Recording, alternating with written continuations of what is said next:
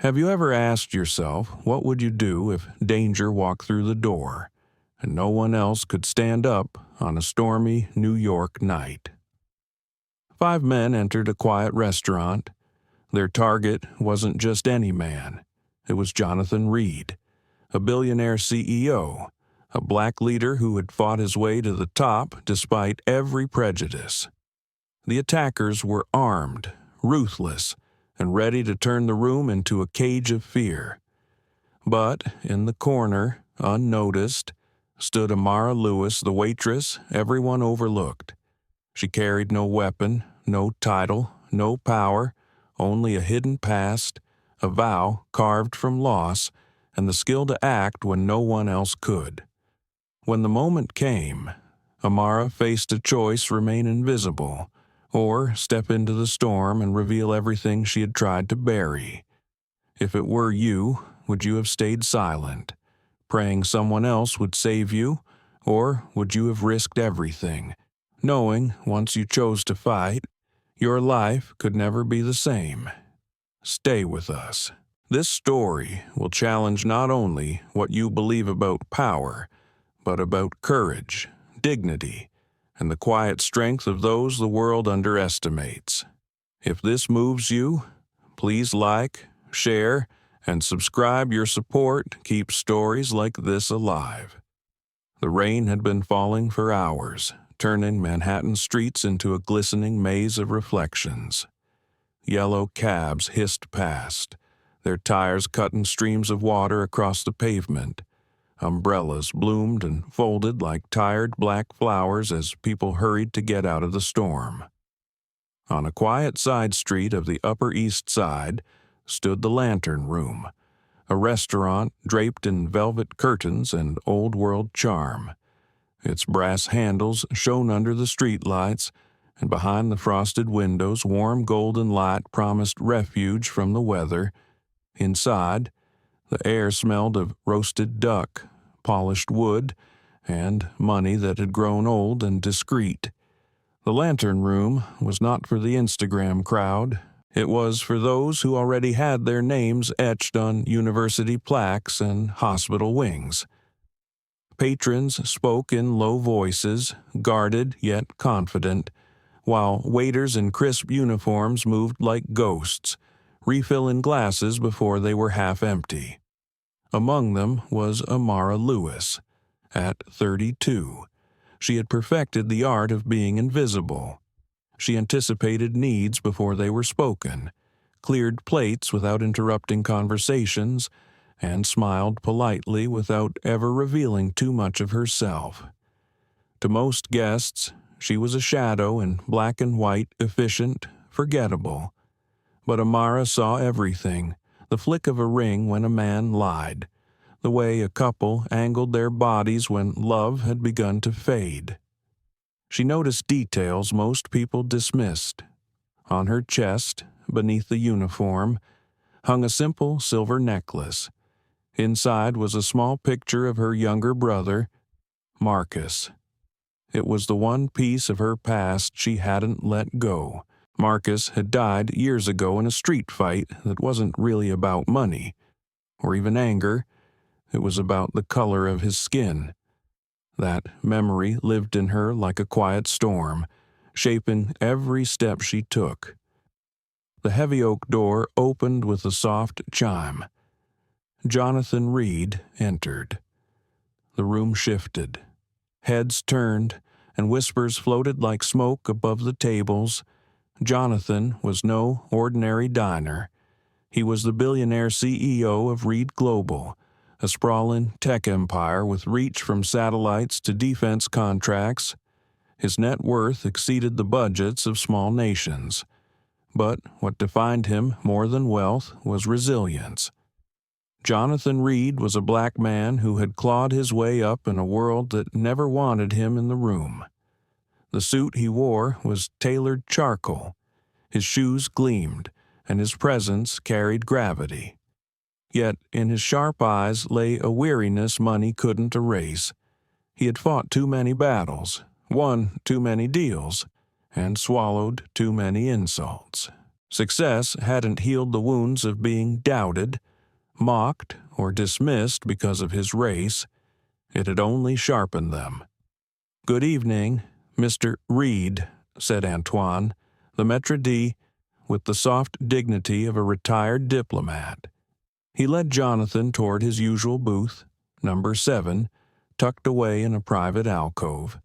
It was where Jonathan always sat on the second Tuesday of the month, and, though no one said it aloud, staff knew why it had once been his late wife's favorite table. Amara approached with her notepad. Her voice was gentle, professional. "Would you like to start with a drink, Mr. Reed?" Jonathan didn't glance up from the menu. His tone was a low baritone shaped by years of boardrooms. A glass of Glenlivet 25. Neat, of course. Amara turned, but paused as his voice softened. "And Miss Lewis?" Her eyes met his.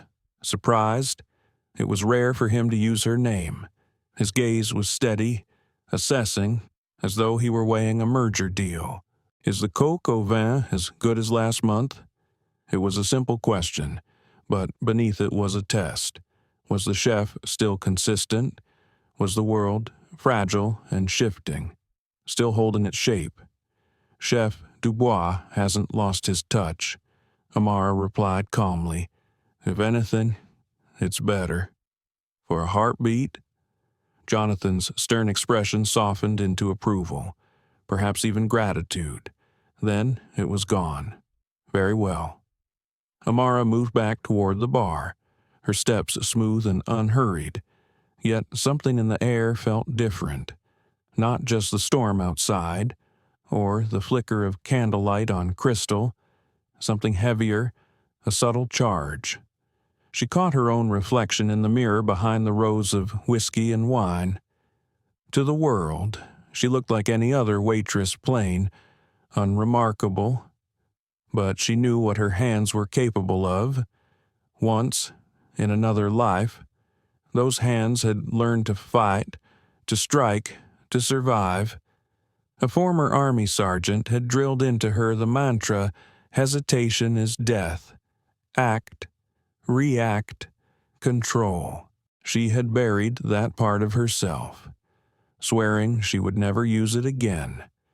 Tonight, though, the weight of the necklace against her skin felt colder than usual, as if warning her that the storm outside was about to find its way in. The restaurant hummed with soft conversation and the clink of glasses.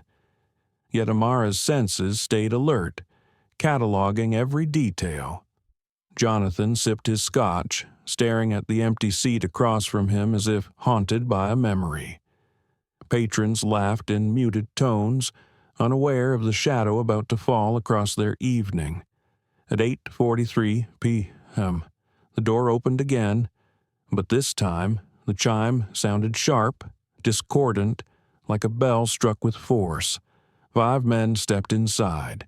They did not arrive together, yet their entrance was choreographed. Their suits were too functional for a place like this. Their eyes scanned the room with precision.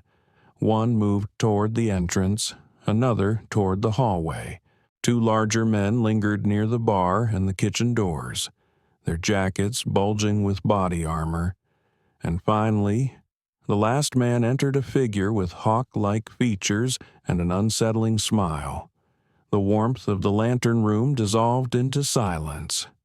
Forks froze, conversations cut off, fear settled like fog. Amara, polishing a glass at the bar, felt her heart race. Her mind ran like a computer calculating probabilities. This wasn't a robbery, this was a trap, and at the center of it was Jonathan Reed. She gripped the edge of the bar, forcing her breath steady. They saw her as invisible, a servant. That was their mistake, because Amara Lewis was about to become the storm inside the lantern room. The rain outside pressed against the windows in steady waves, muting the sounds of the city. Inside the lantern room, the storm seemed distant, almost unreal. But for both Jonathan Reed and Amara Lewis, storms were nothing new.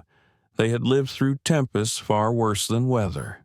Jonathan sat in booth 7. The dim light from the brass lamp painting faint lines across his face. To the untrained eye, he looked like any other successful man, relaxed, secure, untouchable. Yet inside, Jonathan carried a lifetime of scars. He had grown up in Birmingham, Alabama, during a time when men who looked like him were warned not to linger too long in certain neighborhoods. His father had worked in a factory. His mother had cleaned houses. He had been told again and again that ambition was not for boys like him. But Jonathan had refused to listen. He had earned scholarships, outperformed rivals, and built Reed Global into a titan. His company held contracts with NASA, defense agencies, and universities across the world. Yet, despite his billions, he still remembered boardrooms where executives mocked his accent, investors who doubted his numbers until a white counterpart repeated them, and gala dinners where security guards asked if he was in the right place. Money had elevated him, but prejudice had never let him forget the ground beneath his feet. He reached for his glass of Glenlivet, letting the burn of the scotch anchor him. He came to the lantern room not for the food or the exclusivity, but for something quieter. In this booth, with its burgundy leather cushions and soft shadows, he could almost feel his wife's presence again. She had loved the elegance, the calm, the way the candlelight reflected in crystal. After her passing, he returned here monthly, a ritual of memory more than comfort. Across the room, Amara Lewis refilled a glass of wine with silent precision. On the surface, she was the perfect employee, efficient, unnoticed, replaceable. But beneath that calm exterior lived a different story. Amara had grown up in Brooklyn, the daughter of a nurse who worked double shifts and a father who never stayed long enough to be called permanent. She had raised her younger brother Marcus as much as he had been her companion. They had survived together, laughing at little victories, sharing cheap pizza on rooftops, dreaming of futures bigger than their neighborhood. Those dreams had ended the night Marcus was stabbed outside a corner store over a $20 debt. He had been 17. The police had called it a gang dispute. But Amara knew the truth. It was neglect, prejudice, and a system that never cared about boys like Marcus. His death had cracked something inside her. For weeks, she had wandered in a fog of rage and grief until she found herself at a community center. There, a grizzled former Army sergeant named Kalen ran a self-defense class. He had seen the fury in her eyes, the pain in her clenched fists, and had told her simply, "Use it, or it will use you." Under his brutal training, Amara had learned how to fight, how to survive, how to make her body a weapon. She had sworn never again to be powerless, never again to watch someone she loved be destroyed. Yet with skill came fear, the fear of becoming consumed by violence. So, after years of training, she buried that side of herself. She took a job as a waitress, blending into the background, hiding her strength under polite smiles. Each day was a quiet performance: be invisible, be harmless, be forgotten. But in her chest hung Marcus's photo, a reminder of the vow she had made.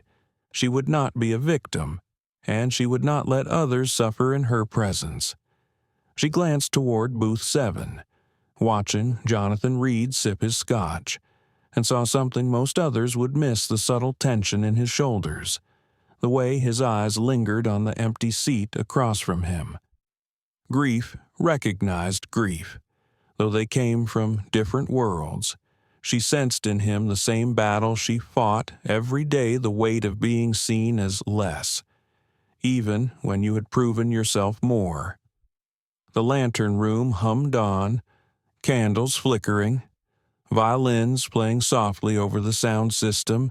Patrons spoke in whispers about stock markets and gallery auctions. None of them noticed the shift that had begun when the 5 men walked through the door. The first 2 had already taken their positions, one near the entrance, one near the hallway to the restrooms. Their movements were subtle, but Amara caught them. Their eyes weren't the eyes of diners, they were scanners, calculating, measuring angles. The 2 larger men had settled like statues, their tailored jackets pulling just slightly at the waist where holstered weapons pressed against fabric. And then there was the last man, Victor Kane. Amara didn't know his name yet, but she recognized his type the moment he walked in. Average height, dark hair slicked back with precision, a suit that whispered of bespoke tailoring, and eyes that cut across the room with predatory calm. He smiled faintly, not with warmth, but with control. He was the kind of man who turned violence into a business. The air shifted. Conversations faltered. A fork clinked too loudly against porcelain. Fear rippled through the room like a current no one could name but everyone could feel. Jonathan Reed noticed too. He set his glass down slowly, glancing at the reflection in the polished wood of the table. His instincts, sharpened by decades of corporate warfare, told him this was no coincidence. He had faced hostile takeovers, lawsuits, and smear campaigns. But this was something else. Victor's gaze locked on booth 7. Amara's heart hammered in her chest. Her training roared back like an old ghost. She measured the room entrances blocked, exits sealed, patrons corralled like cattle. They were building a perimeter, a kill box, and Jonathan Reed was the target. Her breath slowed, every sense sharpened. She could hear the rain harder now, pounding against the glass as though urging her to move. No one else in the restaurant understood what was happening, but Amara did. She had seen this formation before in Kalen's tattered manuals. Diagrams of tactics designed for extraction and intimidation. She remembered his gravelly voice. Know the shape of the storm, Amara, and you'll know how to stand inside it. Her hand brushed the locket against her chest. Cold metal met warm skin. Marcus's face smiled up at her in memory. She whispered silently, almost a prayer. Not tonight. Not them. In booth 7, Jonathan straightened, his jaw tightening. He knew power when he saw it, and the man walking toward him reeked of it. Victor Kane stopped at the edge of the table, smiling as though greeting an old friend. Mr. Reed, he said softly, his voice laced with mock courtesy. My employer sends his regards. Amara froze. She hadn't yet moved, but her mind was already racing through calculations. She was just a waitress to them, invisible. That was her disguise. That was her weapon. She steadied her hands on the bar and breathed once, deeply. The storm was here, and this time, Amara Lewis would not remain invisible. The lantern room had never known silence like this. The quiet wasn't elegant anymore, it was heavy, oppressive, like the pause before a verdict. Forks hovered in midair, conversations cut short, and even the violins on the speaker system seemed to fade. Victor Kane stood still at the edge of Jonathan Reed's booth. Behind him, his men moved without speaking, each assuming a position that seemed casual to the untrained eye but screamed of calculation to Amara Lewis. She tracked them one by one, her breath steady but shallow. The first man stayed near the entrance, his back against the wall, his gaze sweeping across the room with the precision of a hawk. He wasn't here to eat. He was a lock on the door, the first barrier between the diners and freedom. The second slipped toward the hallway, blocking the route to the restrooms and the back exit, a bottleneck. The other two, broad-shouldered, slow-moving, carrying themselves with the weight of men used to violence spread out like pillars. One leaned against the bar, not far from Amara herself, while the other planted his bulk near the kitchen doors. With those two, every escape was sealed. And then there was Victor. He carried himself with an arrogance that came from knowing fear before it even had a name. His voice, when it broke the silence, was calm and almost courteous. "Mr. Reed," he said, inclining his head slightly. "It's not often I have the privilege of dining in the same room as a man who moves markets. My employer insisted I deliver his invitation personally." Jonathan did not rise. He didn't flinch either. He took a slow sip of his scotch, his eyes locked on Victor with the unshaken composure of someone who had faced worse storms than this. Finally, he set the glass down. "Invitation." His voice was steady, carrying just enough contempt to sting. "You don't bring 5 armed men to deliver an invitation. You bring them to make a point." Victor smiled thinly. "You are correct.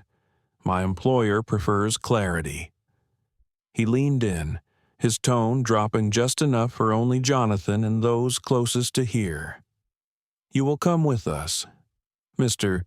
Reed," quietly. "We would rather not disturb the elegance of this establishment." The two heavy men shifted their weight. One of them rested a hand against his jacket, where the outline of a weapon pressed faintly through the fabric. Gasps rippled from nearby tables. An older woman clutched her pearls. A man whispered for his wife to stay down. The air grew thick with dread. Amara polished the same glass for too long, her hand steady even as her heart raced. She had no illusions about what this was. This wasn't theft. This wasn't random. This was an extraction. A man like Jonathan Reed didn't need money to be valuable. He carried leverage, secrets, innovations. Whoever wanted him taken wanted something far larger than a ransom. Her eyes flicked across the room, cataloging everything the bulge of body armor under suits, the earpieces nearly hidden by haircuts, the way their boots were polished but functional. Military, or ex-military, professionals. She should stay back. She was a waitress, invisible, forgettable. If she stayed still, no one would remember her. The smart thing was to blend into the furniture, to watch the storm pass overhead. But then she looked at Jonathan Reed, the Billionaire CEO, the man whispered about in business journals, sat with his shoulders squared.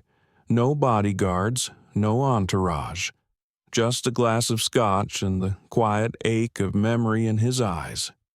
A black man who had spent his life being told he didn't belong.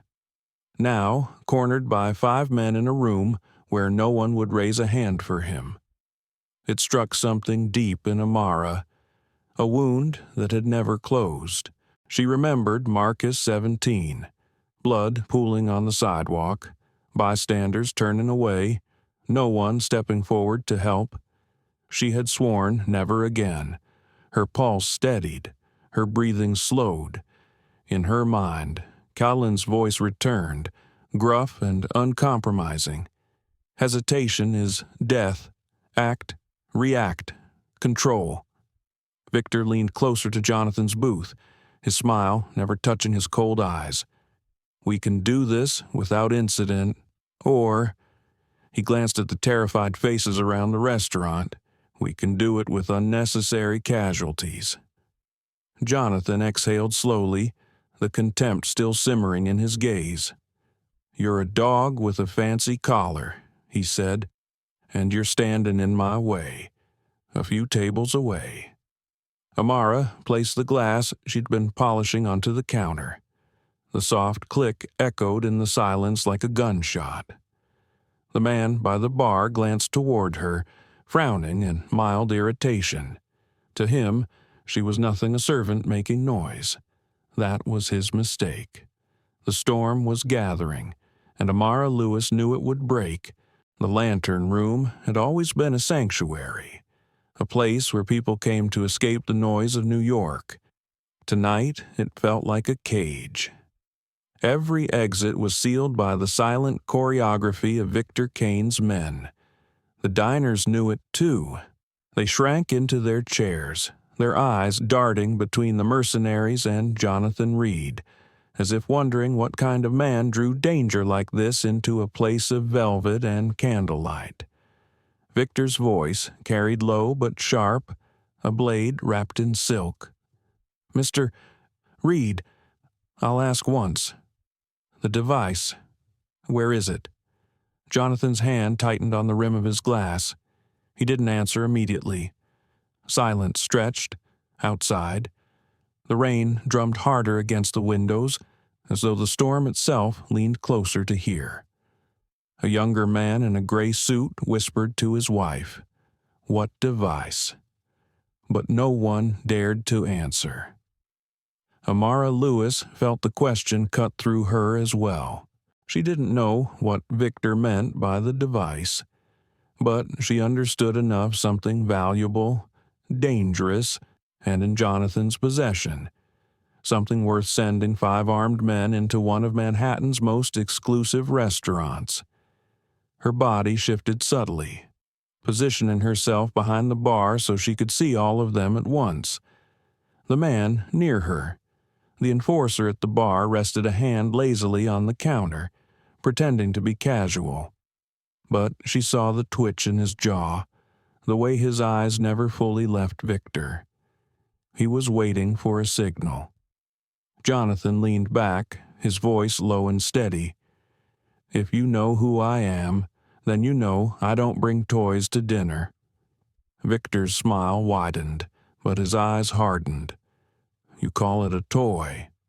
My employer calls it Helios Drive, and he believes you still have it." Gasps fluttered across the room. No one knew what the Helios Drive was, but the weight in Victor's voice made it sound apocalyptic. Jonathan did not blink. "Helios Drive is a myth," he said, his tone cold, "an idea, nothing more." Victor leaned closer, placing both palms on the polished wood of the booth. "Then, why did the last man who held it end up buried in pieces? My employer doesn't chase myths. Mr. Reed, he collects assets." Amara's chest tightened. She didn't know what Helios Drive contained, but she knew enough about power to recognize the look in Victor's eyes. It wasn't greed, it was conviction. Whatever this device was, it was bigger than money. It was about control. The second enforcer, by the kitchen, shifted his stance. The chef inside had fallen silent, pots clattering to a halt, staff pressed against the far wall, their eyes wide. The trap was sealed tighter now. Amara's pulse slowed, not quickened. Every instinct told her this was the moment before impact. She could still choose to stay invisible. She could still slip into the shadows, let the night unfold without her. But then Jonathan's eyes lifted, meeting hers across the room. It was only for a moment, a flicker of recognition. But she saw it his awareness of her presence, not as a server, not as background, but as a person. And in that instant, she remembered Marcus again. She remembered standing in the crowd when the police zipped the black bag, remembered shouting until her throat tore, remembered no one stepping forward. Not a single person had looked at her then. Not one had seen her. Now, Jonathan Reed did, and that was enough. Victor's voice rose slightly, cutting through the fear-drenched silence. "We leave in 2 minutes. Mr. Reed, if you don't come with us, my men will start making examples. Do you understand me?" Jonathan swirled the last of his scotch, his face unreadable. "You mistake me for a man who negotiates under threat." The enforcer near Amara shifted, annoyed by Jonathan's defiance. His elbow brushed the bar, close enough that she could smell the faint tang of leather and gun oil. He glanced down at her, dismissive, as though she were an insect too small to swat. And in that look, Amara made her choice. Her fingers brushed the locket against her chest. She whispered under her breath, so soft no one could hear, "Not again." Then, with a calm born of years of training, she slid her hand along the underside of the bar, closing around the heavy stem of a wine bottle. Her body stilled, every nerve poised, waiting for the exact heartbeat when the storm would break. Jonathan placed his glass down with deliberate care, the sound sharp in the silence. He leaned forward, his voice carrying enough steel to slice the air. "If you think you can take me like prey in a cage, you've already lost?" Victor's smile faltered, just slightly. He nodded once. The enforcer near Amara reached into his jacket. The trap had closed, but Amara Lewis was about to break it open. The instant stretched like a rubber band pulled too far, the tension humming through the air, ready to snap. The diners barely breathed. Jonathan Reed sat unmoving in his booth, his jaw set, his eyes cold, refusing to give Victor Kane the satisfaction of fear. The enforcer near Amara Lewis shifted, his hand sliding inside his jacket. His knuckles brushed the handle of a gun. That was the cue. Amara moved. The wine bottle in her hand arced upward with brutal precision, shattering against the man's temple before he could even draw. Red wine and shards of glass sprayed across the bar. He stumbled sideways with a grunt, his hand clutching at his head. But Amara was already in motion. She pivoted low, hooking her foot behind his knee, and drove him down hard to the polished floor. The crack of impact rang through the hushed restaurant. Gasps erupted. Someone screamed. Victor Kane's head whipped toward the sound, his calm mask slipping for the first time. His other men reacted instantly, hands darting for weapons. Amara didn't wait. She grabbed the fallen enforcer's pistol before his fingers could close around it. With a swift movement, she ejected the magazine, letting it clatter across the bar, then slammed the empty weapon into his jaw, knocking him unconscious. The entire room shifted in that heartbeat. The invisible waitress had become something else, someone no one expected. Jonathan's eyes widened, just slightly, as he watched her move. He recognized discipline, training. Whoever Amara Lewis really was, she wasn't just a server. The second enforcer, stationed by the kitchen, surged forward. His bulk crashed through a table, glasses and silverware scattering in his wake. Diners scrambled, ducking beneath their seats. Amara met him head-on. She snatched a serving tray from the counter, raising it just as he swung a fist. The blow slammed into the metal, reverberating through her arms, but she twisted, angling the tray to deflect. With her free hand, she grabbed a scalding carafe of coffee from a passing server's abandoned tray and hurled the contents into his face. He roared in pain, clutching at his eyes. Amara drove the edge of the tray into his throat, then slammed her shoulder into his chest, toppling the giant backward into the wreckage of a nearby table. Victor's calm dissolved into fury. "Take her," he barked. The man near the entrance drew his weapon, but before he could fire, Jonathan Reed kicked the edge of his heavy oak table outward. The table caught the man in the shins, sending him off balance. His shot went wild, shattering a chandelier above the diners. Crystal rained down in a glittering storm. Screams echoed as guests ducked.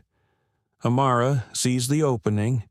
She vaulted over the bar, landing hard on her knees, and rolled toward Jonathan's booth. Another bullet whined past, splintering wood inches from her head. She came up crouched, heart pounding but hands steady. Jonathan stared at her, disbelief flickering across his features. "Who the hell are you?" he demanded. "Someone who isn't letting you die tonight." Amara shot back, her voice calm despite the chaos. The enforcer near the hallway advanced, weapon raised. Amara grabbed a steak knife from a fallen table, her wrist snapping with a practiced flick. The knife spun through the air and lodged deep into his forearm. He cried out, the gun clattering from his grip. She lunged, driving her shoulder into his ribs, and wrenched the weapon free before he could recover. She turned it on him, pressing the muzzle against his chest. For a heartbeat, their eyes locked, his filled with rage, hers with steel. Then she shoved him backward, slamming him against the wall so hard the breath fled his lungs. 4 men down, 1 still standing, and Victor Kane himself. Victor didn't move immediately. He watched her, analyzing, recalibrating. He hadn't expected this. His plan had been clean. Simple extract Jonathan Reed. No mess, no resistance. Now his control was unraveling at the hands of a woman no one had noticed when she poured wine and carried plates. "You've trained," Victor said, his tone low, almost admiring. "But training doesn't make you untouchable.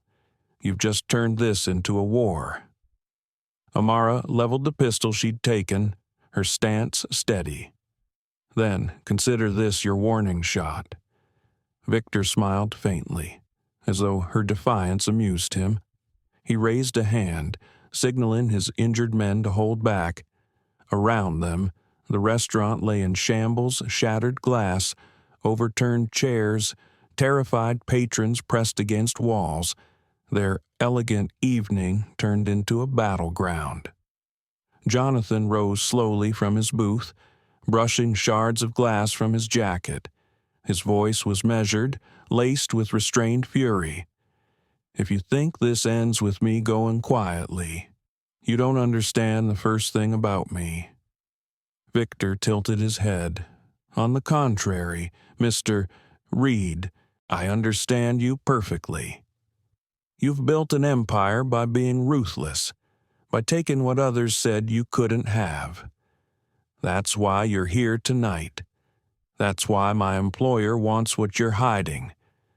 The Helios drive is power, and power doesn't belong to men like you." The words hit Jonathan with a force greater than any weapon. It wasn't just about the device. It was about the same prejudice he had fought his entire life, men who believed his achievements were borrowed, his success undeserved, his existence temporary. Jonathan's hands clenched. The old wound burned, raw and unhealed. Amara saw it too, and something inside her tightened. This wasn't only about survival anymore. It was about dignity, about refusing to let power strip away humanity. Her voice cut through the room, steady and unyielding. "You want him, you go through me." Victor's smile vanished. He studied her, weighing her resolve, the calm fire in her eyes. For the first time, he looked uncertain. The rain hammered against the windows harder. Thunder rumbling above Manhattan. Inside the lantern room, the storm had already broken and Amara Lewis stood at its center, unshaken. The lantern room reeked of fear and smoke. Candles guttered in their holders, their soft flames trembling as if they too understood the violence that had erupted. Shattered glass crunched beneath hurried steps. Diners crouched low, holding each other, praying this night would not be their last. Amara Lewis stood at the center of it all, her chest rising and falling with measured breaths. The pistol in her hand remained steady, her gaze locked on Victor Kane.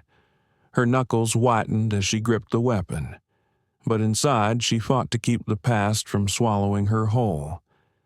Victor's eyes lingered on her, not with the dismissive glance he had given before, but with a sharpened edge of recognition. He tilted his head slightly, studying her face. "Lewis," he said, tasting the name like a clue revealed too late. His smile spread, cruel and deliberate. "Marcus Lewis. That name mean anything to you?" The room seemed to tilt. Amara's knees nearly buckled. For a moment, all she heard was her own heartbeat pounding like a drum inside her skull. "You don't," she began, her voice breaking. Victor stepped closer, ignoring the weapon trained on him. His voice dropped, low enough to cut her alone. "Your brother. Stupid kid. Wrong place, wrong night. My men did the cleanup on that block. Orders were orders. Guess fate likes to keep families close to the fire." The world blurred. The restaurant faded away. She was 17 again, standing in the rain outside that corner store, her brother's blood pooling onto the cracked sidewalk, red mixing with dirty water. She remembered screaming until her throat tore raw, remembered the empty stares of bystanders who refused to step forward. Her hand trembled. For the first time since she had picked up the pistol, her aim wavered. Jonathan Reed saw the change. His voice cut in, sharp and commanding. "Don't listen to him, Amara." Victor chuckled darkly. "She knows the truth now, and the truth breaks people. Mr. Reed, I don't need bullets, just memory." Amara blinked hard, forcing the tears back, forcing Marcus's face to stay a memory and not a weakness. Her breath hitched, but she steadied it. Kalen's words came back, heavy and deliberate. "Control is choosing which ghosts you let drive your hand." She lowered the gun a fraction, not in surrender, but in defiance of the rage clawing at her. "You think reminding me of Marcus makes me weak?" she said quietly. "But it makes me unstoppable." Victor's smile faltered, just enough to show a crack in his armor. Before he could respond, the enforcer she had slammed against the wall earlier staggered forward again, clutching his wounded arm, his rage twisted into desperation. He lunged at her, teeth bared, one hand reaching for her throat. Amara pivoted sideways, grabbing a broken chair leg from the floor. With one fluid motion, she drove it upward, striking him square in the ribs. He collapsed, wheezing, clutching his side. She didn't even look at him as he fell. Her eyes stayed locked on Victor. Jonathan stepped out of the booth now, his broad shoulders squared. He had no weapon, but his presence alone radiated authority. "You came here to drag me out," he said to Victor. "But tonight, you met someone you couldn't control." Victor's jaw tightened. "This isn't over. I still hold the cards." "Not tonight," Jonathan replied. His voice carried across the wrecked restaurant, steady and deep, reaching the terrified guests who listened in silence. "Tonight, you learn that power doesn't belong to men who prey on the innocent." Amara felt Marcus's presence in her chest, warm instead of cold now, as though his memory had shifted from burden to strength. Her breathing steadied, her grip firm again on the pistol. Victor glanced around the room, calculating, his mind searching for an advantage. His men were injured, scattered, broken. His plan had collapsed in under 10 minutes. Still, his smirk returned, thin and defiant. "You may have won this round, Waitress," he said, spitting the word like poison. "But the Helios drive will not stay hidden forever. And when I return, it won't be just 5 men. It will be an army." The words landed heavy, but Amara didn't flinch. She stepped closer, her voice soft but sharper than any blade. "Then you'd better pray the next time we meet. I've forgotten how to aim." For the first time, Victor Kane retreated. He motioned to his surviving men, who dragged themselves toward the door. The Maître d'Antoine stumbled from the shadows, his face pale as chalk, but he dared not interfere. The mercenaries pushed through the doors and into the storm outside. The sound of the heavy oak closing echoed like the slam of a vault. The room exhaled all at once. Diners sobbed, whispered prayers of relief, clutched one another in trembling arms. A few stared at Amara, unable to reconcile the woman who had served their wine with the fighter who had dismantled killers in front of their eyes. Jonathan looked at her with something more complicated than gratitude. Respect, certainly, but also recognition. He saw in her the reflection of his own battle of a lifetime, fighting against the weight of being underestimated. Amara lowered the pistol, her arm finally heavy. She let it drop onto the bar with a dull clatter, her body shaking as the adrenaline ebbed. For a moment, she closed her eyes, pressing a hand against her locket. "Marcus," she whispered, "I kept my promise." When she opened her eyes, Jonathan was still watching her. His voice was quiet but firm. "You saved me tonight, but you saved more than that. You reminded me that sometimes the ones we ignore carry the greatest strength." She said nothing, only nodded once, her face unreadable. The storm outside still raged, and she knew this was only the beginning. The Helios drive was real, and Victor would not stop. But tonight, Marcus's ghost had not broken her. It had made her stronger. The lantern room was a ruin of velvet and glass. Police sirens bled through the storm outside, their red and blue flashes staining the windows. Officers poured in, their boots splashing rain onto the marble floor, their shouts slicing through the tense quiet. Hands, where we can see them, a cop barked. Diners scrambled to obey, lifting trembling arms, some still clutching napkins like surrender flags.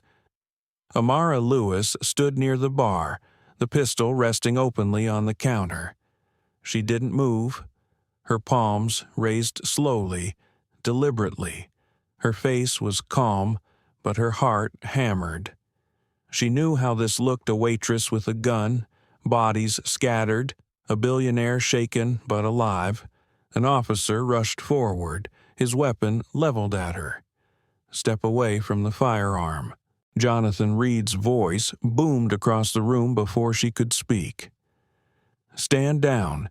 That woman saved every life in this restaurant." The officer faltered, blinking at the force of Jonathan's authority. He turned, recognition dawning as he realized who was speaking. "Mr. Reed." "Yes." Jonathan's tone left no room for doubt.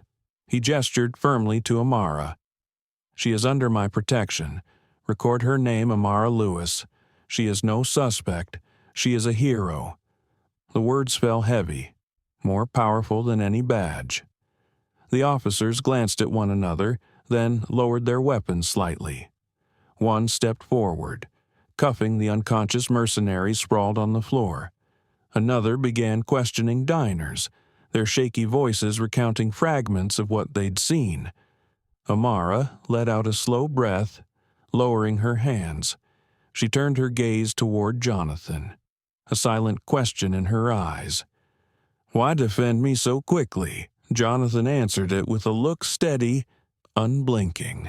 He knew she could have walked away tonight, but she didn't. That made her more dangerous and more valuable than any bodyguard he could buy. Detective Rourke arrived then, his raincoat dripping, his eyes sharp. He scanned the room, cataloging the chaos with the detached precision of someone who'd seen too much. His gaze landed on Amara first, then on Jonathan. "Mr. Reed? Miss Lewis?" His voice was gravelly, shaped by years of cigarettes and suspicion. "Quite a storm you found yourselves in." Jonathan gave a curt nod. These men were hired by Victor Kane. They came for me. Miss Lewis prevented what would have been a massacre. Rourke raised an eyebrow, pulling a small notebook from his pocket. "That right." He turned to Amara. "Funny thing, Miss Lewis. Most waitresses don't drop trained mercs with a wine bottle and a skillet." The diners murmured, some nodding eagerly, desperate to confirm her heroism. Amara's throat tightened, but she forced her voice steady. "I did what I had to. People were going to die. I couldn't let that happen." Rourke studied her, his pen scratching. His eyes lingered on the locket at her throat, then flicked back up. "Where'd you learn moves like that?" Amara hesitated. She heard Kalen's voice in her head again. Hesitation is death. But this wasn't combat. This was survival of another kind. She let her shoulders square and gave the simplest truth. "A long time ago, someone taught me not to be a victim." The detective smirked faintly, scribbling. "Guess they taught you well." He shut his notebook. "For now, I'll take Reed's word. But don't wander too far. There'll be questions." Jonathan stepped forward. "Detective, I'll make sure she's available when needed. But tonight, she's exhausted. She deserves rest, not interrogation." Rourke looked like he wanted to argue, but Jonathan's presence carried weight. After a pause, he nodded once. "Fine. But, Miss Lewis, remember, the city has a long memory." As the police began ushering patrons out into the storm, Jonathan leaned close to Amara. "You need to come with me. It isn't safe here anymore." She frowned. "And where exactly would it be safe? You heard Kane." "He's not finished." Jonathan's eyes darkened, steel behind them. "That's why you're coming to my office. If Kane is working for who I think he is, you're already in this fight. And whether you want it or not, you have a choice to make." Her body stiffened. A choice. The word haunted her. 5 years ago, she chose to bury her skills, to become invisible. Tonight, she chose to break that vow. And now, fate, or maybe Marcus was dragging her back to the center of a war she didn't want. But Jonathan Reed was right about one thing: she was already in it. Outside, the storm beat harder. Amara followed Jonathan into the rain, her locket pressed tight against her skin, as though Marcus himself were whispering, "Don't stop now." The city was quieter when the storm finally broke. Rain turned to a misty drizzle, soft against the sidewalks that gleamed like polished obsidian. Manhattan's towers stood like watchmen in the dark, their lights reflected in every puddle. Jonathan Reed's town car pulled up outside his headquarters, a glass monolith that loomed over the city with the certainty of power.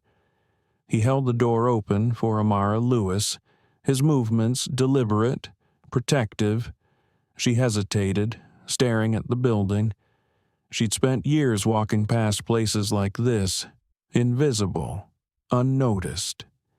Now she was stepping inside at the invitation of a man who controlled half the skyline.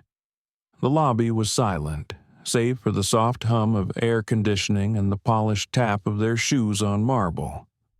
Guards nodded at Jonathan, their eyes darting curiously to Amara. He didn't explain, and they didn't ask. In the private elevator, Jonathan pressed the button for the top floor. The doors closed, sealing them inside a mirrored cage. Amara caught her own reflection, her hair damp from the rain, her hands scraped raw from the fight. She barely recognized the woman staring back. Jonathan broke the silence. "You fought like someone who's done it before." Her jaw tightened. "I told the detective the truth. Someone taught me once, but I walked away from that life." He studied her through the reflection, his voice low. "Walking away doesn't mean it walked away from you." The elevator chimed. The doors slid open to reveal his office, a vast glass room suspended above the city.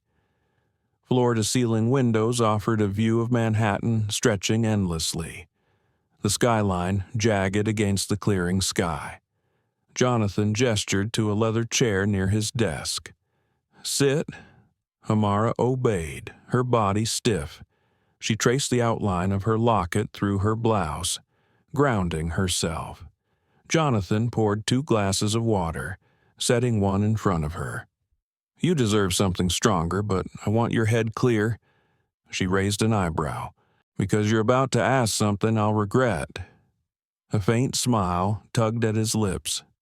Not regret. Fear, maybe. Responsibility, definitely. He sat across from her, folding his hands on the desk. His gaze was steady, almost unnervingly so. "You've already guessed the Helios drive is real." Amara's breath caught, though she forced her face to remain neutral. "It's not just data," Jonathan continued. "It's leverage. Code that can destabilize entire economies if it falls into the wrong hands." Victor Kane wasn't lying. He works for someone who wants that power unleashed. "Who?" Her voice was barely above a whisper. Jonathan's eyes darkened. "Robert Thorne." The name hit her like a blow. She gripped the locket hard, her throat tightening. "Thorne. That's impossible." Jonathan leaned forward. "You know him." She nodded slowly, memories flashing Thorne at the community center, his warm smile, his voice promising hope. The man who funded Sergeant Kalen's classes, who gave her a path when grief threatened to consume her. "He saved me," she whispered. "After Marcus died, he gave me a way out." Jonathan's gaze softened, but only slightly. "Then you should know people change. Or maybe they reveal what they always were. Thorne is not the man you think. He built Kane's network. He wants Helios to tear down the system so he can rebuild it in his image." Amara shook her head. "No, you're twisting it. Thorne believed in balance, in giving power back to people who had none." "And what do you think destabilizing the world economy would do?" Jonathan's tone was sharp. "The innocent always pay first." The room went quiet. Outside, clouds drifted past the windows, blotting out the stars. Amara stared at the skyline, her chest tight with conflict. 2 men she had believed in, one who gave her strength. Another she had just saved stood on opposite sides of a war. Jonathan's voice lowered. "I need someone who doesn't just fight, but understands what's at stake. Someone who can see the gray where others see black and white. I want you to build something with me. A department quiet, efficient, loyal only to me. You'll lead it." Amara blinked. "You're offering me a job now." He corrected softly. "I'm offering you power. The kind most people never touch.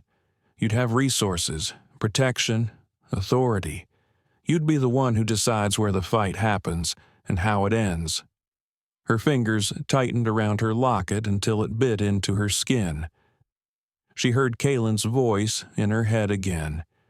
Discipline is choice. Power is choosing who you protect.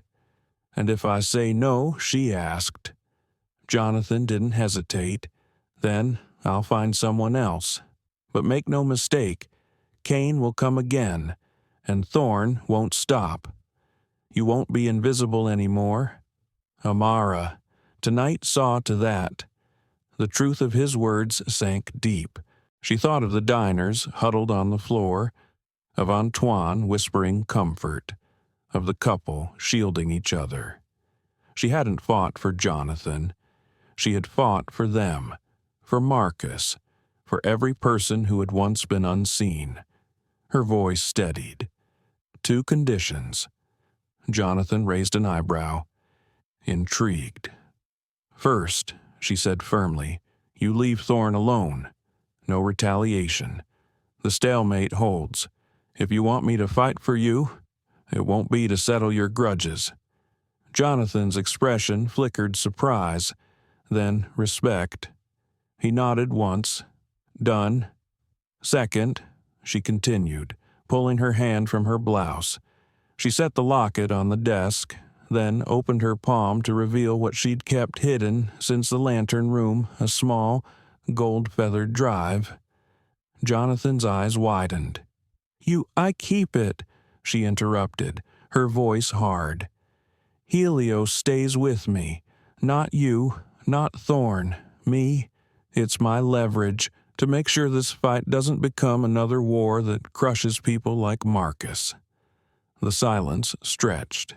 Jonathan stared at her, weighing, calculating, then, slowly, a genuine smile spread across his face. You're not the soldier I thought, he murmured. You're the checkmate. He extended his hand across the desk.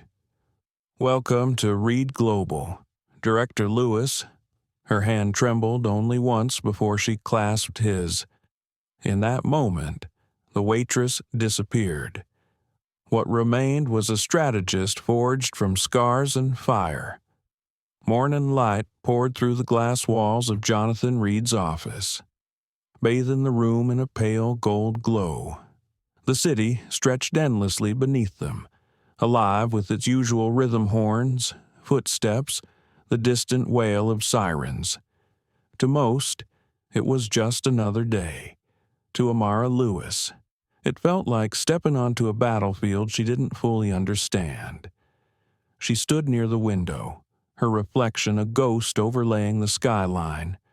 Her palms still bore faint bruises from smashing a wine bottle against a mercenary's skull.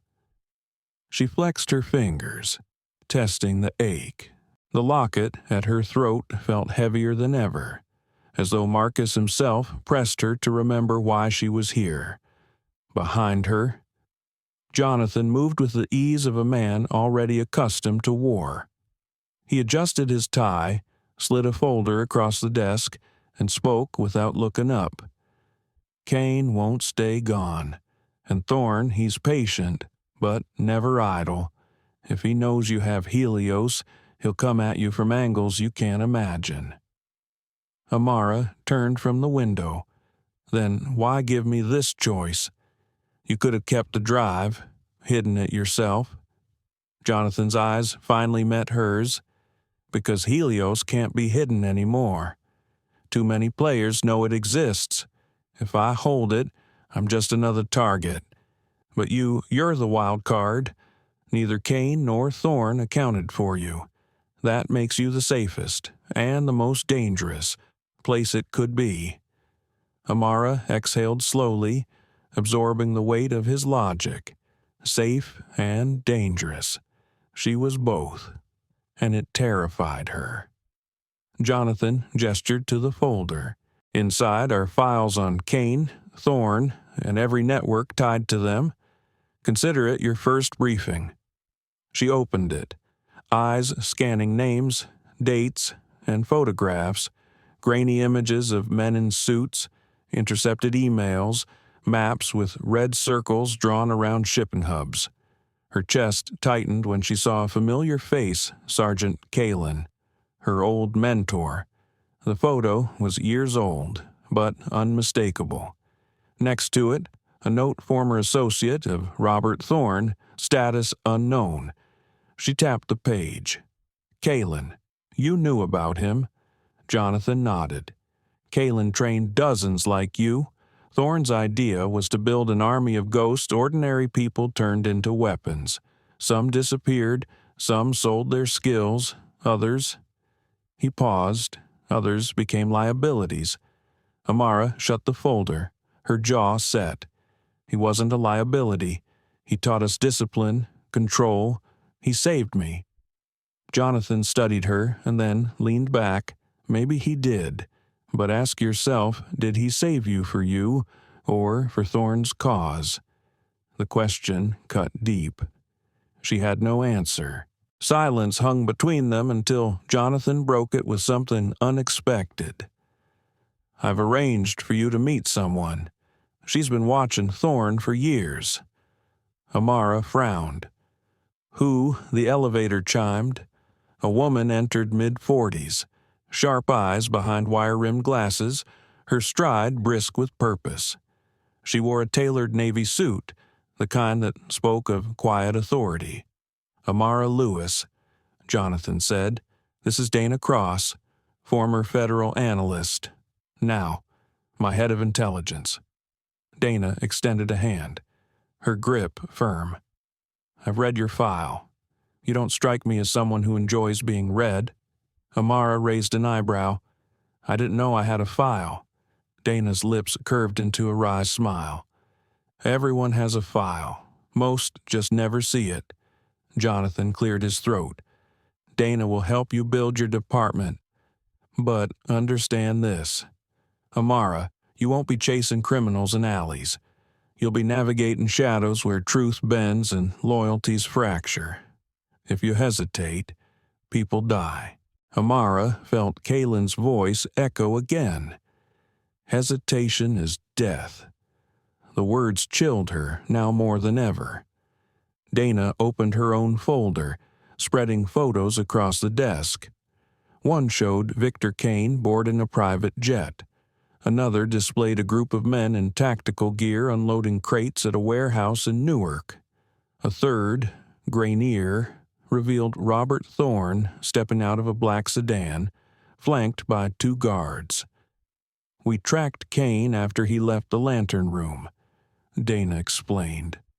He's consolidating forces. Thorne's fingerprints are everywhere. Shell companies, offshore accounts, charities masking weapons deals. He's building capacity for something big. Amara stared at the photograph of Thorne. His hair was more silver now, his shoulders heavier, but the kind eyes she remembered were the same. Her throat tightened. If he's planning destruction, why do I still see the man who gave me hope? Dana's gaze softened, just slightly, because people can be both, hope and ruin. The question is, which side do they fall to when the storm comes? Jonathan's voice was firm. We can't afford nostalgia. If Thorne succeeds, markets collapse, nations fracture, millions suffer, and he'll call it liberation. Amara clenched her fists. And you, what do you call it when you win? Jonathan's eyes locked on hers. Stability, continuity, a chance for people like you to live without looking over their shoulders. The tension between them simmered, electric. Amara looked back at Thorne's photo, her pulse heavy in her ears. Could the man who once saved her now be the threat she had to stop Dana? Broke the silence. We have an informant inside Kane's network. He'll only talk if you're there. He requested someone who's off the grid. That means you... Amara blinked. Me.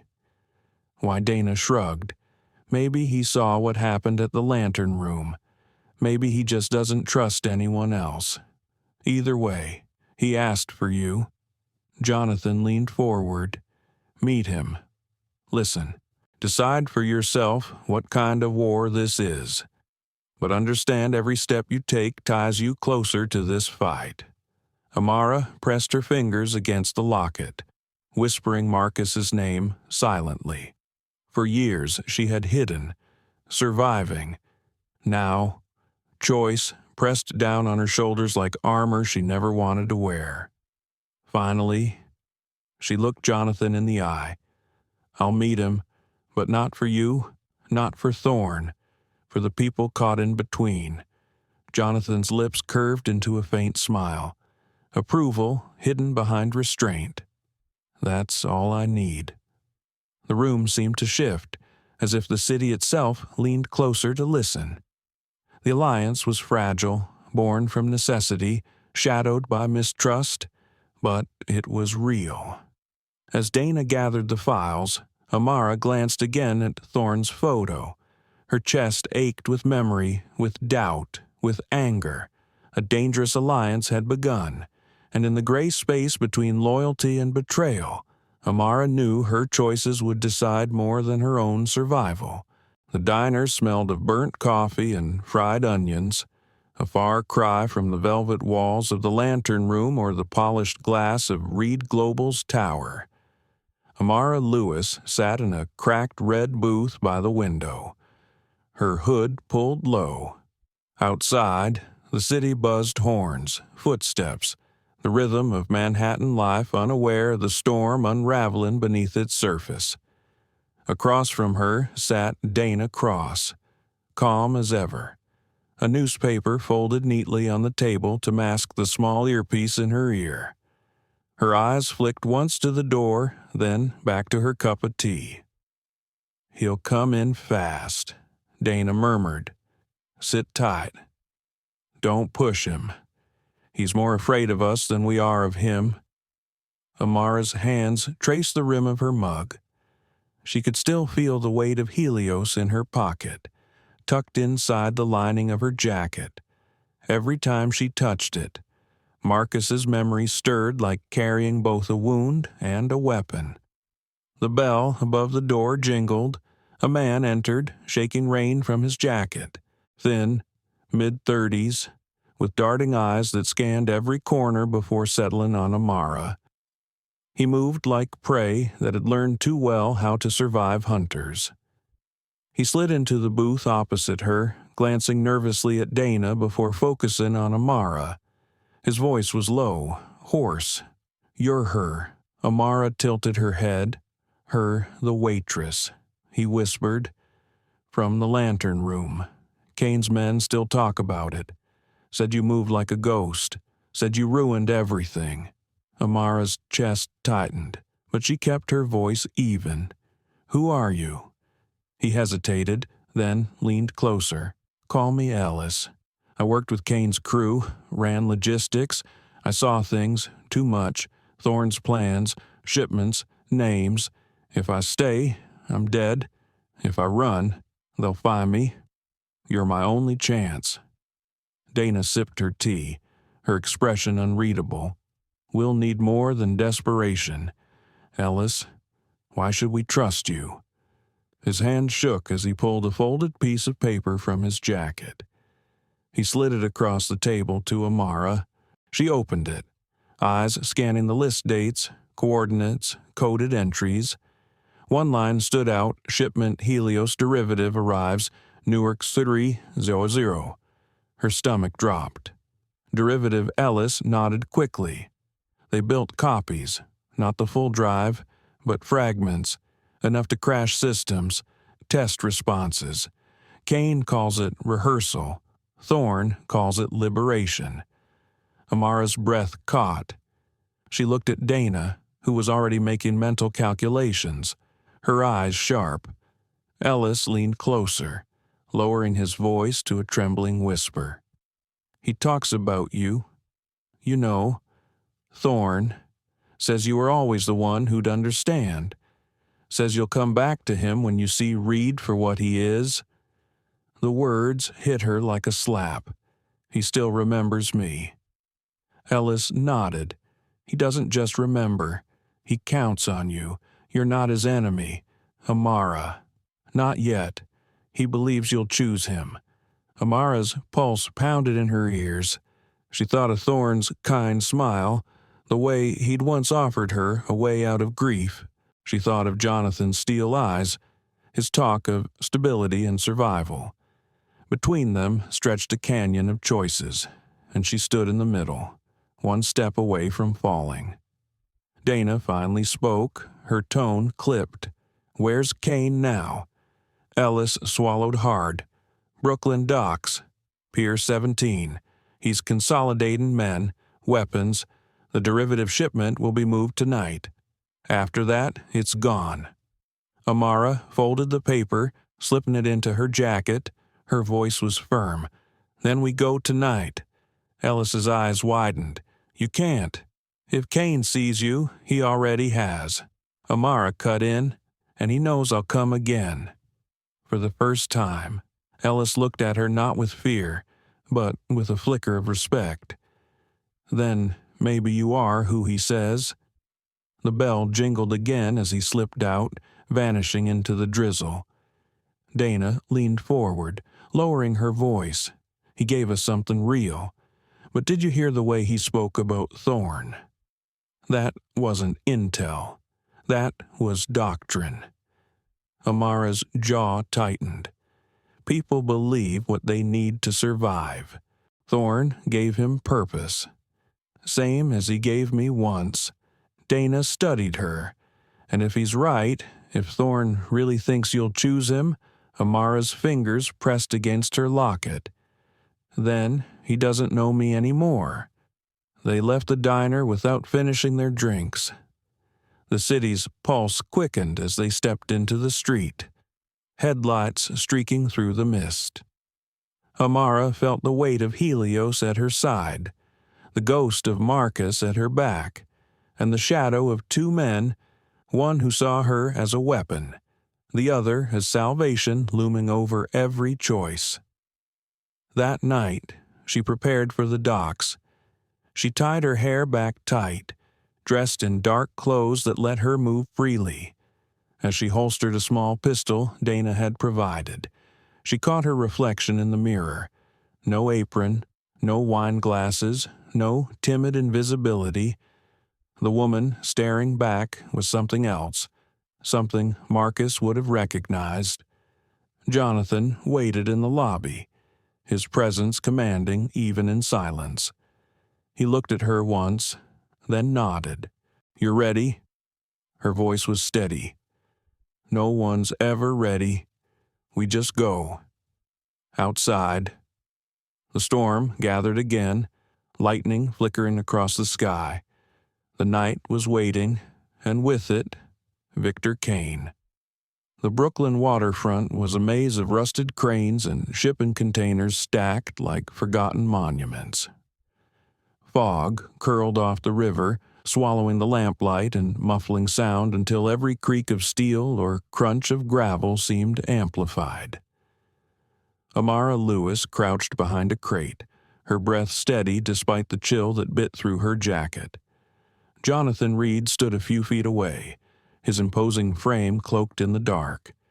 Dana Cross knelt beside them, binoculars raised, her voice low and precise. "Pier 17.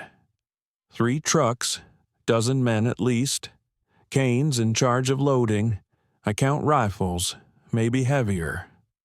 Amara adjusted the pistol at her hip, her other hand brushing against the outline of the Helios drive in her pocket, the locket pressed into her skin. A reminder of Marcus, of promises, of ghosts that demanded justice.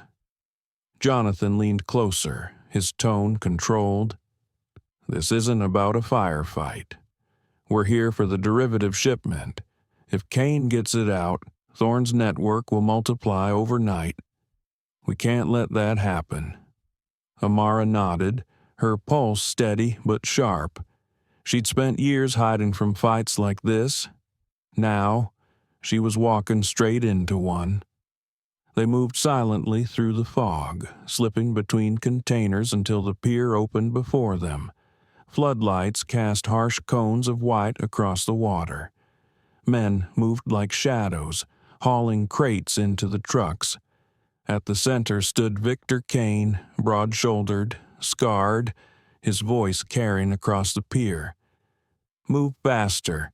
We're exposed out here." He paced like a wolf, his eyes scanning the perimeter. Amara's body tensed. She remembered the sneer on his face at the lantern room, the way he'd spoken Marcus's name like a weapon. Tonight, she would answer him. Dana tapped Amara's arm, pointing to a smaller crate set aside from the others. "That's it. Derivative hardware. We secure it. We cripple this operation," Jonathan whispered. "You'll take point. Amara, I'll cover you. Dana will coordinate extraction." Amara gave a sharp nod. She slipped from the shadows, moving low, every muscle remembering Kaylin's drills. Steps measured, breaths silent, eyes locked on the target. She was 10 feet from the crate when a voice sliced through the fog. Well, look who couldn't resist the invitation. Kane stepped into the light, his smirk spreading as his men turned, rifles raised. Amara froze, exposed, but her hand never wavered from her weapon. "You were expecting me." Kane chuckled. "Ellis talks too much. We knew he'd run squealing the first chance he got. Fed you just enough to drag you here." Dana cursed under her breath. Jonathan stiffened, fury flashing in his eyes. Amara's chest tightened, but she forced her voice calm. "So, this is the trap?" Kane's smile sharpened. "Not a trap, a stage. Thorne wanted me to deliver you alive, but I'll admit, after Lantern Room, I'd rather bring him your corpse." His men shifted, fingers tightening on triggers. Jonathan stepped forward from the shadows, his voice booming. "You so much as touch her, Kane, and I'll bury you under this pier." The mercenary leader's eyes gleamed with amusement. "Ah, Reed, the great man himself. Thorne said you'd cling to her. Maybe you see what I see. She's the axis, the balance point, and balance points break." Amara drew her pistol in one swift motion. "You'll have to test that theory." The pier erupted, gunfire cracked, echoing across the water. Sparks flew from containers as bullets ricocheted. Jonathan shoved Amara behind cover, returning fire with the calm precision of a man who'd fought his way up from nothing. Dana shouted directions into her earpiece, calling in extraction teams already hidden in the fog. Amara's blood surged hot.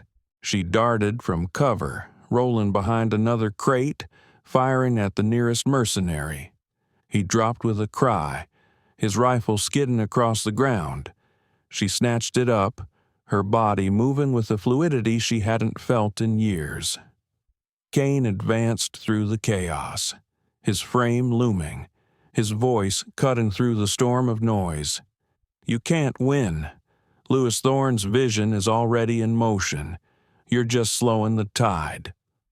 Amara ducked behind a truck, breath sharp in her throat. She whispered Marcus's name once, then rose, firing in controlled bursts. Another mercenary fell, another rushed her, and she drove the rifle butt into his jaw, sending him sprawling. Jonathan's voice called out over the gunfire. "Secure the crate." Amara sprinted toward it, her boots slamming against the wet wood of the pier. She dropped to her knees beside the box, ripping it open. Inside, compact servers gleamed under the floodlight, their cores marked with Thorne's insignia, a golden spiral. Her stomach turned. Proof. Thorne wasn't building hope. He was building chaos. A shadow fell over her. Kane lunged, tackling her to the ground. The impact drove the breath from her chest, the world spinning. His hands closed around her throat, his scarred face inches from hers. "You think you're strong," he snarled. "But you're just another ghost Thorne made, and ghosts don't win." Her vision blurred. Spots danced in her eyes. She clawed at his grip, the weight of his rage pressing her into the soaked wood. Then her hand found the locket at her neck. She gripped it hard, using the last of her strength to slam the sharp edge into the side of his jaw. Kane roared, his hold loosening just enough. Amara twisted, driving her knee into his ribs, shoving him off. She rolled, grabbed the pistol from her holster, and leveled it at his chest. Her voice was hoarse but steady. "Ghosts don't win, but they don't die easy either." She fired. Kane jerked, falling backward onto the pier, the light draining from his eyes. Silence rippled through the fight. His men faltered, their leader gone. In the distance, sirens wailed Dana's extraction, closing in. Amara staggered to her feet, chest heaving, eyes fixed on the crate. Jonathan joined her, his expression grim but resolute. "We have it, but this won't stop Thorne. Not yet." Amara closed the crate, her hands trembling but her resolve steel, and then we keep going until it ends. As the fog swallowed the pier, the night carried away Kane's last words, a warning etched in her bones. Balance points break. The river carried the sound of sirens long after the fight had ended. By the time the last mercenary had been dragged away in cuffs and the servers sealed in armored vans. The Brooklyn docks were quiet again. Fog clung to the water like a shroud, hiding the scars of battle. Amara Lewis sat on the edge of a crate, her hands trembling despite herself. The smell of gunpowder still clung to her clothes, and every muscle in her body ached. The locket pressed against her skin, warm with sweat, heavy with memory. Marcus's voice, though silent, echoed inside her chest. "Stand until you can't." Jonathan Reed approached, his coat pulled tightly against the damp air. He studied her for a moment, then spoke softly. "You fought harder than anyone I've ever seen. Kane underestimated you. That's why he's dead, and you're not." Amara's voice was quiet, but edged with something harder. "Kane's gone, but Thorne isn't. This doesn't feel like victory, it feels like the beginning." Jonathan nodded. "It is. Every move we make now determines how wide this war spreads." Dana Cross joined them, a tablet in her hands, its screen glowing faintly in the mist. "We've secured the derivatives. Enough evidence to expose Kane's entire network. But Thorne is still insulated. He'll frame Kane as rogue, cut ties, and come out clean." Amara frowned. "Then we make sure he doesn't get to write the story." Dana hesitated. "Exposing him isn't that simple. He's built his persona carefully, philanthropist, reformer, savior of the forgotten. He funds shelters, schools, hospitals. If we go public without undeniable proof, it won't just fail. It'll turn people against us." Jonathan's jaw tightened. "That's the game Thorne plays. Wrap poison in hope. He'll use the world's desperation as armor." Amara stared out at the river. She remembered nights when Thorne's donations had kept her community center's doors open, when he'd spoken to her and Marcus about second chances. The betrayal cut deeper because it had once felt like salvation. Her voice was low but resolute. "Then we don't just expose him, we outmaneuver him, use his own system against him." Jonathan looked at her carefully, his eyes narrowing. "What do you have in mind?" She turned to Dana. "How many communities still depend on him? How many people still believe in his programs?" "Dozens," Dana replied. "Hundreds, if you count internationally." Amara nodded. "Then we start there. We gather testimonies, records, real stories. We show people what he's really funding behind the curtain.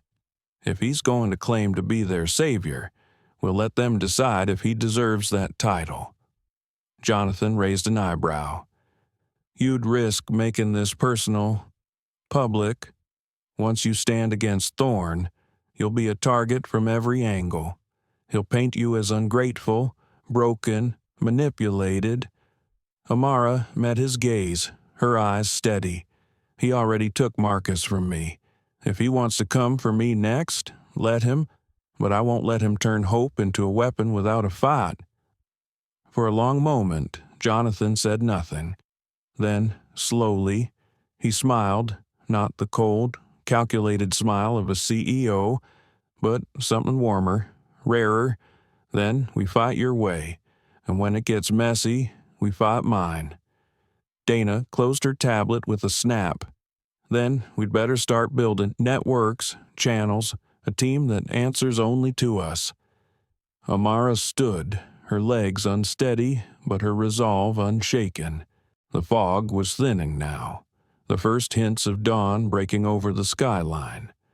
The light washed the river in pale silver, a fragile promise that night couldn't last forever.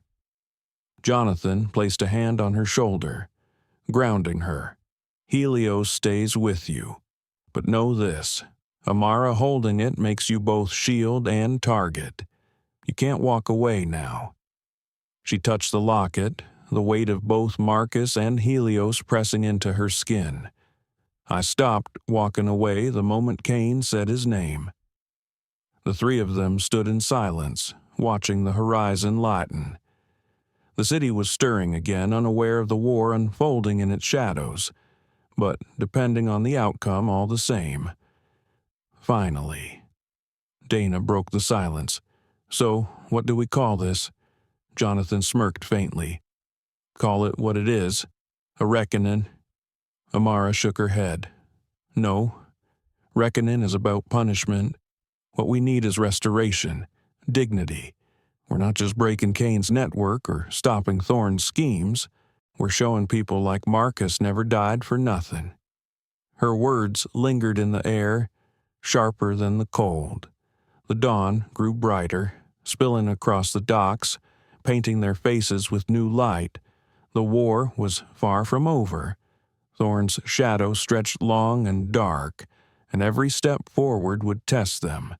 But, for the first time in years, Amara didn't feel like a ghost hiding in the margins. She felt alive, seen, ready. And as she turned toward the city, she whispered into the morning, soft but certain, "This time, Marcus will finish it." The story of Amara Lewis and Jonathan Reed isn't just about violence in a restaurant.